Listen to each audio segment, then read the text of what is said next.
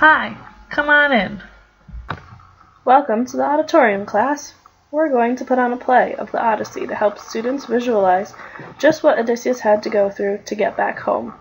He's been through a lot of different struggles and encountered lots of challenges while trying to reclaim his throne after the war. How about we start by looking at Odysseus stranded on the island? Here he is, the man imprisoned by Calypso herself. We find him trapped on the island trying to find a way off. His palace back home is being invaded by suitors who are trying to marry his wife, thinking that Odysseus is dead. But he has to find a way back home somehow. He needs the help of Athena, the Greek goddess of knowledge, to help him escape. In our play adaptation, we will have to consider how we should portray this goddess, and how we get Odysseus off this island in a realistic way. Now would be a good time to talk about set design and props. The Odyssey takes place in ancient times.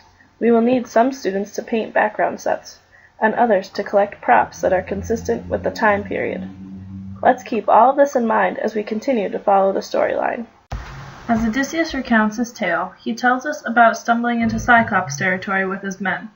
These monsters are huge with only one eye, but Odysseus will soon outsmart them. But not before two of his men get eaten. With content so graphic like this, how could we adapt the play to make it entertaining enough for students without it being too gory? Perhaps using only sound effects would be enough. Letting the audience imagine the scene can be even more powerful than showing it to them. I'm so excited to put on this play with you all, but there's another detail we need to account for. Let's turn back to the text to see what I'm talking about. While Odysseus is trying to make his way back home, Telemachus, his son, has left Ithaca on his own journey. He is looking for answers for what has happened to his father. Odysseus' wife, Penelope, is left all alone in Ithaca to fend off the encroaching suitors. She only has her servants and nurses to help her.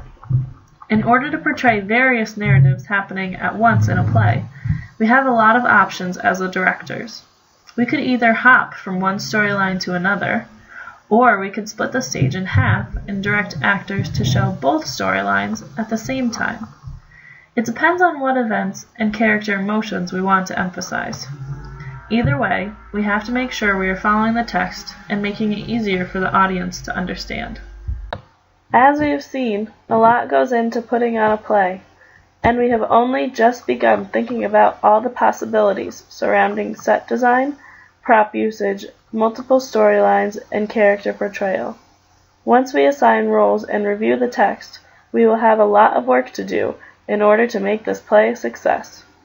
Remember, this is a group effort, so we all have to help each other, and hopefully the audience will love it when we're done.